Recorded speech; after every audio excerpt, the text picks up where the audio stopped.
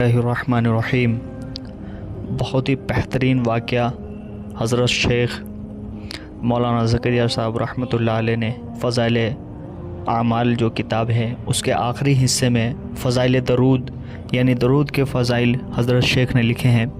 اس میں ایک واقعہ لکھا ہوا ہے کہ ایک شہر میں ایک تاجر تھا، اس کا انتقال ہوا تو دو بیٹے تھے، اس کے دو بیٹوں میں اس کی جو وراثت تھی وہ تقسیم ہوئی، یعنی دو بیٹوں میں حصے میں وہ بٹی۔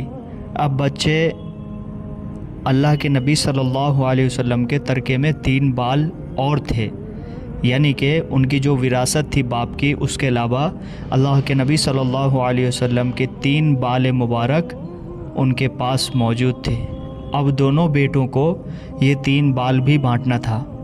وراثت کو بانٹنے کے بعد دونوں بھائیوں نے ایک ایک بال لے لیے اور ایک بال بچ گیا۔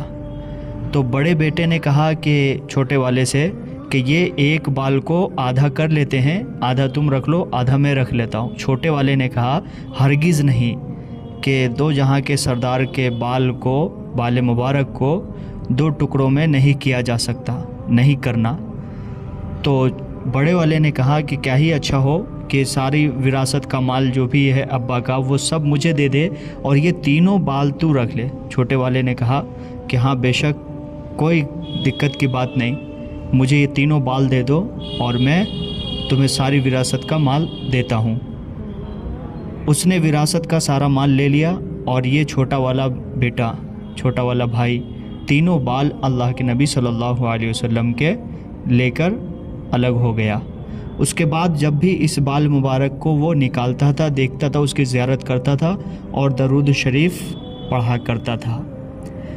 کچھ عرصہ بعد ایسا بھی وقت آیا کہ بڑا بھائی جو باپ کی وراثت لے کر کے الگ ہوا تھا وہ فقیر ہو گیا، وہ بہت غریب ہو گیا، اور یہ چھوٹا بھائی جو صرف حضور اقدس صلی اللہ علیہ وسلم کے 3 بال مبارک لے کر الگ ہوا تھا، یہ بہت مالدار ہو گیا۔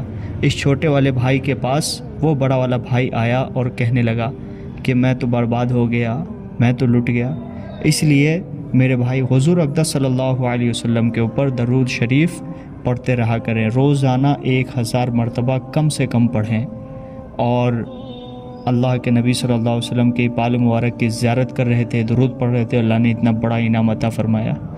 ہمیں بھی آج قدر کرنے کی ضرورت ہے کہ جو حضور اقدس صلی اللہ علیہ وسلم کی سنتیں ہیں ان کو اپنانا ہے، ان کی جو حدیثیں ہیں ان کو سننا، ان کو یاد کرنا اور ان پر عمل کرنا۔